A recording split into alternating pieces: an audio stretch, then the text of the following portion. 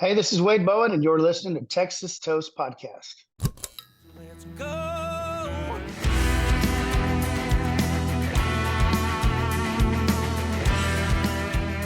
Cheers, everyone, and welcome to the Texas Toast Podcast. And of course, the reason why it's Texas Toast Podcast is because we toast the best from Texas. And I have someone I've been waiting to toast on this podcast, Mr. Wade Bowen. Hello, Wade. It's so good to see your face. Oh, thank you for having me. I appreciate it. Yes. So you are here. Mainly, we're going to discuss this amazing album that you have coming out. Well, actually, when this airs, it will be out. Your 10th studio album entitled Flyin. You have 12 tracks on it. Lost Hotel CD was like, it's kind of always been like my lifetime album, like in my music. I just went through stuff with that CD, and it's so much of that music got me through it. And it's like this one right here, when I started listening to the tracks, like there was one song, and I'll get to that. I'm like ugly crying, I'm happy crying. I'm just like, it's amazing. So tell me in the works how long it took to get the album put together, choosing the songs. Well, it's the last like 3 years, I guess. I haven't really stopped working, right? I've worked harder than I ever have and kind of made that commitment, um, 3 or 4 years ago to just, put the pedal down again and just try really hard. And so with that, I never really stopped writing.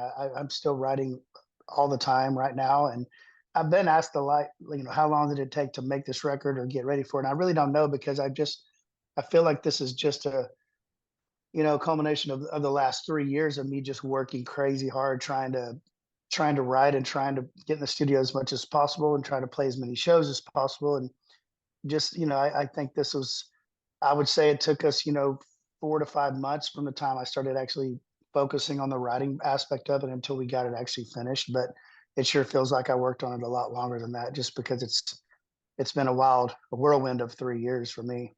Well, exciting time for your fans that like me that love your music. So let's talk about some of the songs specifically. You already had before the whole album was released. You already had released "Mary Jane Raining on Me." Mary Jane. I mean, that song right there. To me, there's such an elegance, princessy kind of thing about it, if that makes any sense. But the whole Mary Jane, dance with me.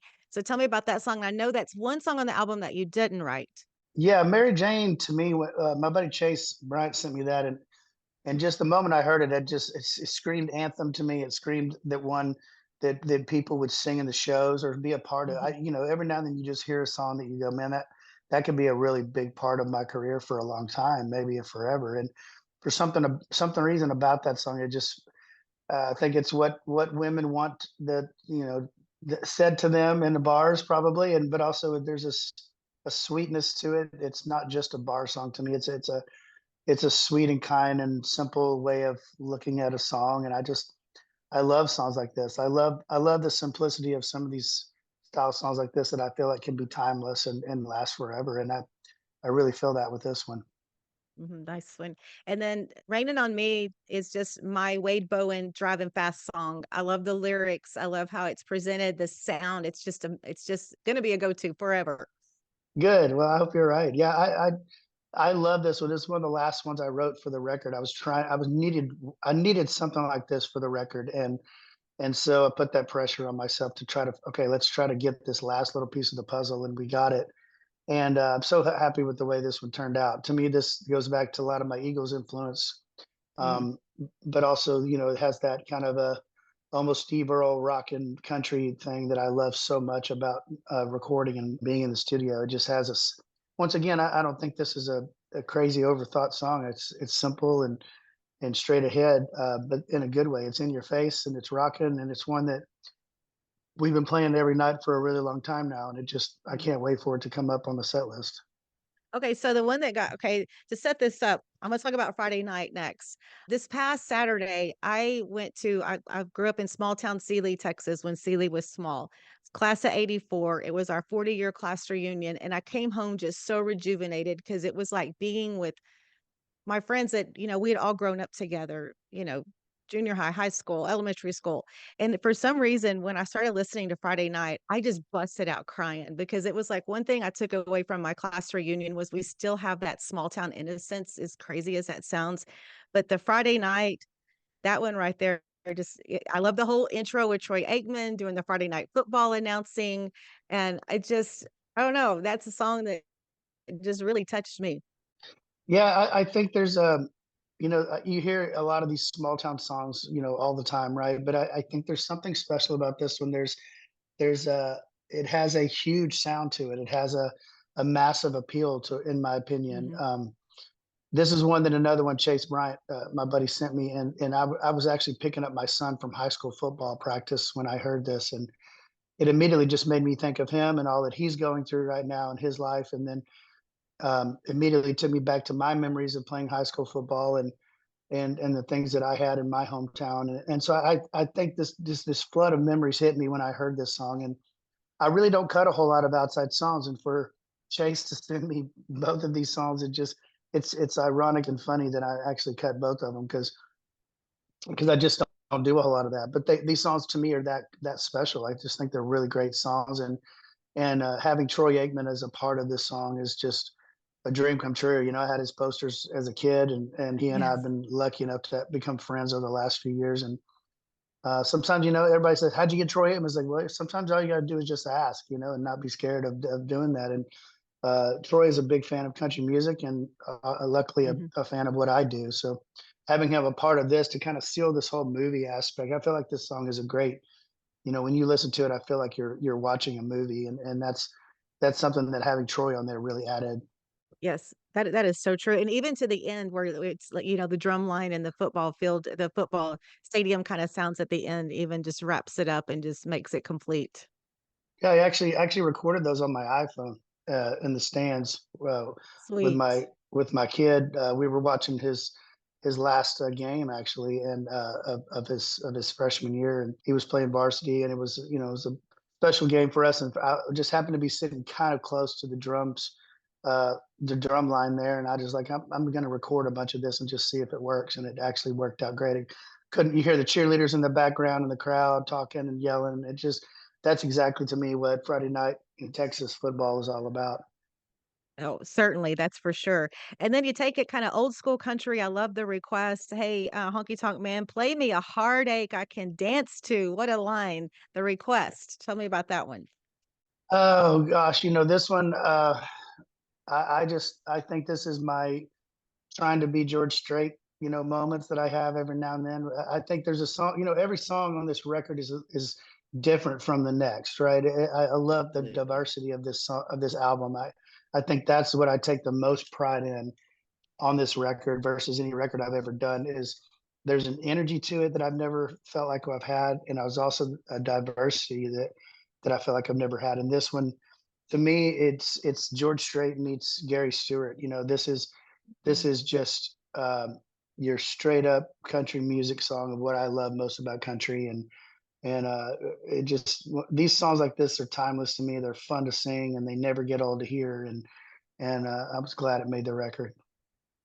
Well, and something that was another song that's on the single, "Nothing But Texas," that was a big thing for you because I know you're a lifelong Rangers fan, and you sang the national anthem, and on opening day, I understand that that's where you premiered the song. Yeah, yeah, the Rangers were so, my favorite team, and when they asked me to sing the opening day, I actually had made a promise to myself years ago. I'm never doing the national anthem anymore. I'm done. I don't want to do it Oh, anymore. really? It's too nerve wracking. And then they called and said, we want you to do this for opening day. And I'm thinking, man, this is the world champs. This is my favorite team ever. And what an honor that they actually thought of me for this was for opening day from the national anthem on ESPN. I mean, I still can't believe they asked me to do it. It's such an honor. And then they threw in there as well that they would, debut the song in the stadium. And it's just, it's surreal to me. I can't believe it. I mean, going through last year, them being the world champs and getting to be a part of that as a fan and watching a team win, for the first time ever in our existence, that's just a huge thing for a fan, right? And then for them to follow it up the following year, hey, let's include Wade Bowen and get him involved with our, banner release and trophy presentation. I still can't believe it happened. It was one of those days that I really, will never ever forget as long as I'm alive. It's just one of my favorite days of my career ever. There's just something about having a connection and being tied to your baseball team. Of course, I'm over here with the Astros. Lifelong Astros fan, grew up in the Houston area, but that is something special. But, I just love the whole situation there with Texas Live and where the stadium is. That's like my daughter and son-in-law live in Huntsville, and I said, "If I were y'all, I would just go to Arlington and I would just go to Texas. I would just go there to see the games instead of going into Minute Maid because it's just such an experience there. It's just the facilities are absolutely gorgeous. I was just there for T3R awards that we'll be talking about a little here in a few Yeah. more minutes. But yeah, that's a cool thing for you. I know, that's just awesome. Yeah, they did a great job, that whole area, they did a great job, and they continue to build more around it, and it's just gonna continue to be more fun over there, but yeah, I'm really proud of the ownership and the team and everything they have going on right now. It's really fun to be a fan, and obviously, it's been a frustrating, um, a long frustrating time, always, kind of having to get our butts kicked by the Astros for years and years, so it's nice to, finally I finally know. sneak one I in there. know. And of course, we went through all of our losing times. I mean, when I was growing up, we were kind of like the losers team. Like it's like our Sealy Tiger football team was loser teams, and then I get out of high school, and then they win state like 3 or 4 years in a row. But that was something when when we all got in the same league. With the Astros and the Rangers being in the same league, that just set up big time for us Texas baseball fans. Period. No matter what. I Yeah. mean, it's like I think it was the yes, best thing that happened to both teams because the yes. rivalry's there, the respect is there, the rivalry's there. It's Hmm. interstate. I've been to same with when you go to the Cubs, White Sox games up in Chicago. It's fun, but it's also an absolute hatred towards each other. That's what sports is all about, and I love it. It's a good time to be a baseball fan in Texas. I know. It is fun.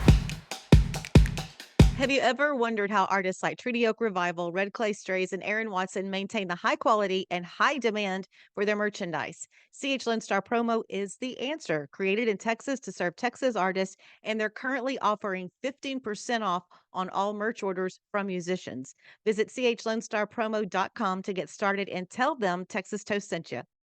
I was reading the other day that it takes at least $1 million to break an artist. That's a ton of change, and it can feel overwhelming. But with social media leveling the playing field, you just need an effective strategy to release your music. Check out Release Rocket to ensure your single does not die after release day. You've already put time, effort, and tons of money into writing and recording your album. Let the guys at Release Rocket keep your new release alive. This song, when you first listen to Flyin', the title cut to the album, oh my gosh. When I hit that button and that song came on, Yeah, and so when I wrote the song, I knew that it was going to be the name of everything, but also a representation of where we are. I think this song represents a positive force, in the world. I think it's a positive force in my career. I think it just resembles, it just sets up everything of how I'm approaching everything right now as far as my career is concerned. I want when people see our socials or when people come and see us live or now when people hear this record, I want them to feel like that they're flying with us.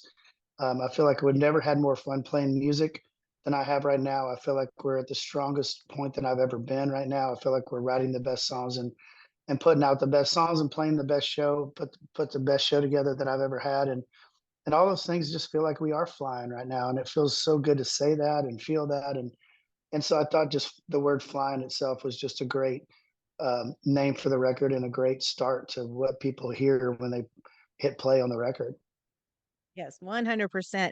And then one more song I wanna talk about because it turned out to be such a gorgeous duet when I Wanna Be Wanted and the twist on that whole song and the, Hillary Lindsey singing along with you and the lyrics in that, and it's presented so well, and y'all's voices blend together. This goes back to, the songs that you look back in the 60s and 70s, 50s, back when country songwriters were really just writing about their lives and they didn't really care. They weren't scared of what people thought of it. They weren't scared of what the reactions were going to be or what the responses were going to be. They just wrote about their lives and what was going on and put it out there in the world. And I thought when I heard this Mm, song to me that it showed a very brave sense of the songwriters for them to be able to write this. And I think that there are people that go through this situation of just feeling lonely or feeling something they're not getting out of a relationship or whatever it may be. And so you turn to someone else and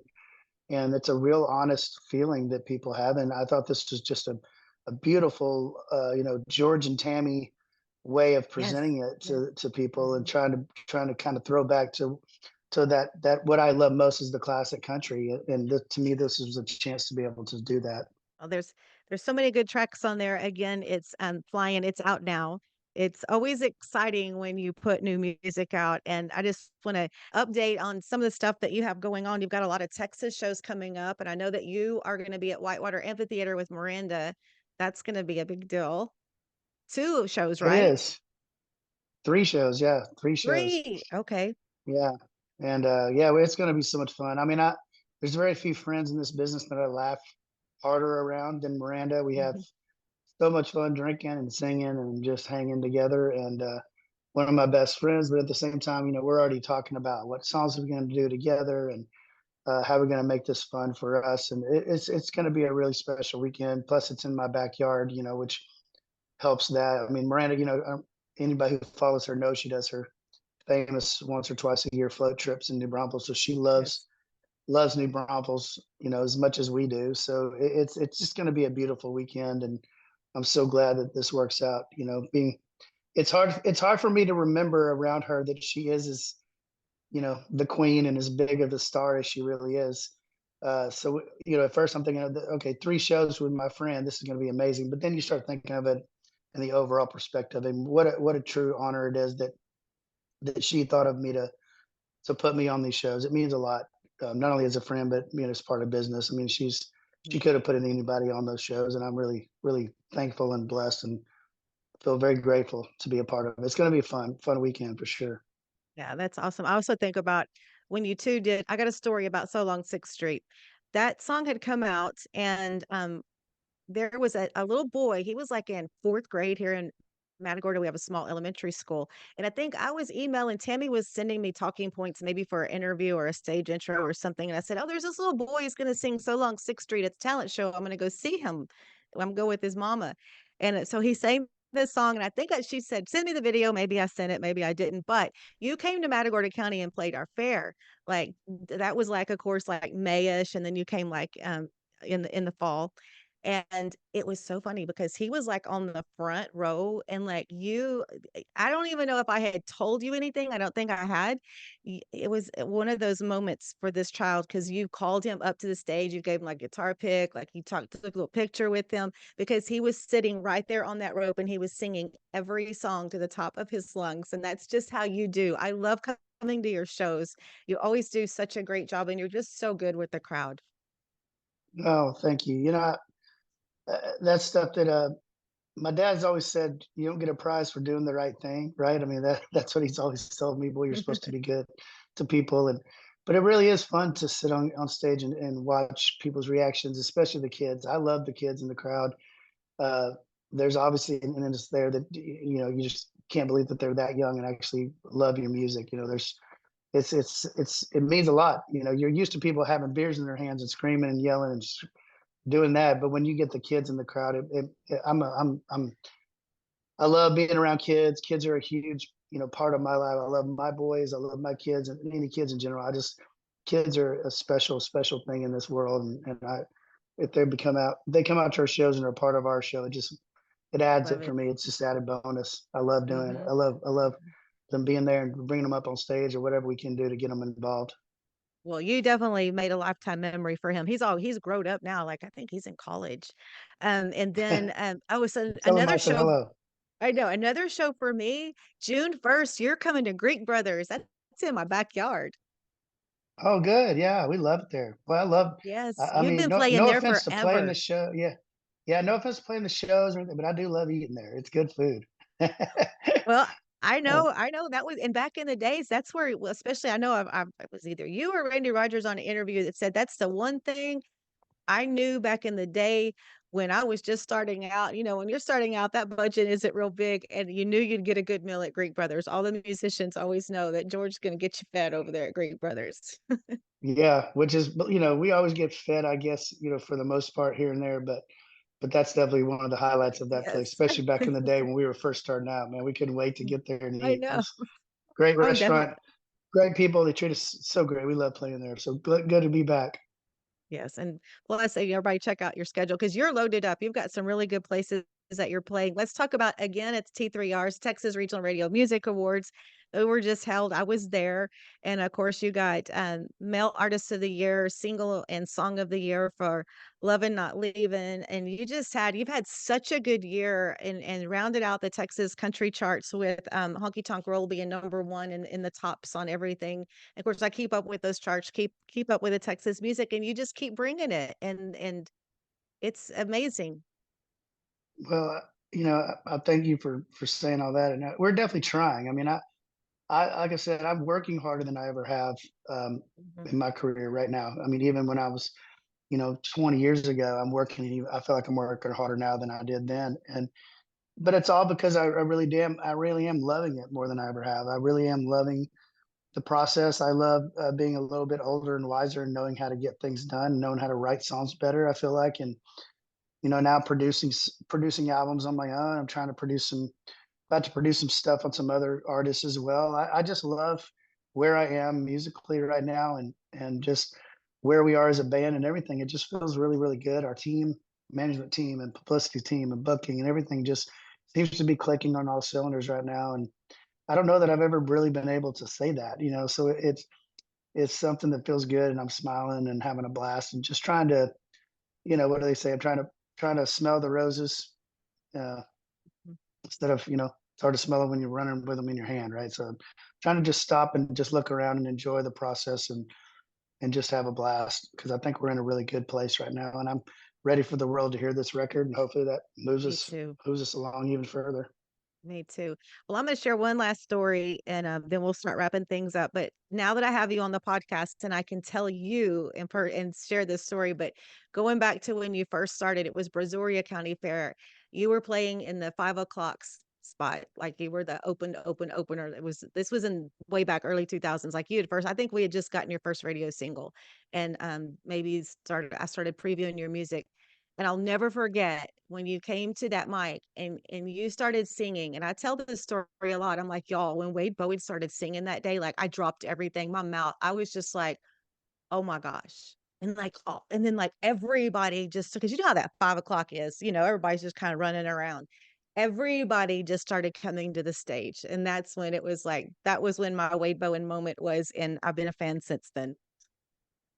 Well, that's very sweet of you to say. Thank you so much. I've always loved it. I've always loved this job, and I'm so thankful that I get to do it. And I promise I try really hard not to take it for granted. It's really, really fun, and I love singing, and I love all of it. So, when you get kind stories like that, it makes it even better. Thank you very Well, much. I appreciate it's a that. true story. It's a true story, and I've told it to a lot of younger artists, and being at the T3Rs, I guess you saw a lot of the younger talent, and I just love like the what we have. I was saying just yesterday, I should have like a class of 24, a class of 2023 of the new talent that's coming up, and these guys and gals are taking it seriously, and I know that you saw some of that at the last couple of years, even at the T3R Awards. Yeah, I was telling somebody the other day, I went and stopped in at the Songwriter Night in Blue Light in Lubbock. I happened to be there, and I was telling somebody the other day that the younger group and crop of Texas artists are really taking things seriously. They're really trying to work on their craft, really trying to work on their songs, and they're really, really taking it seriously instead of just trying to be Yes. popular. And I think we went through a phase there as a scene where everyone was just trying to be popular, and it was really frustrating to watch for me. But I think right now we've got a really good group of young, hungry kids that really, really want to try to make sure the craft of writing and craft of being out there as an artist is really important to them, and I think that's going to be great for us long term. Yes, for sure. Okay, well, I guess I'll wrap it up and let you get back to what you were doing. And again, thank you so much for being on the podcast. Everybody I know is going to be checking out the album. It's amazing. Thank you for that gift of music to all of us, Wade. My pleasure. Thanks for the time, and thanks for the kind words, and appreciate the help with their album. I'm really excited for people to hear this. So we need all the help we can get getting this thing out there. So thank you for your time. All right. Thank you so much, Wade Bowen.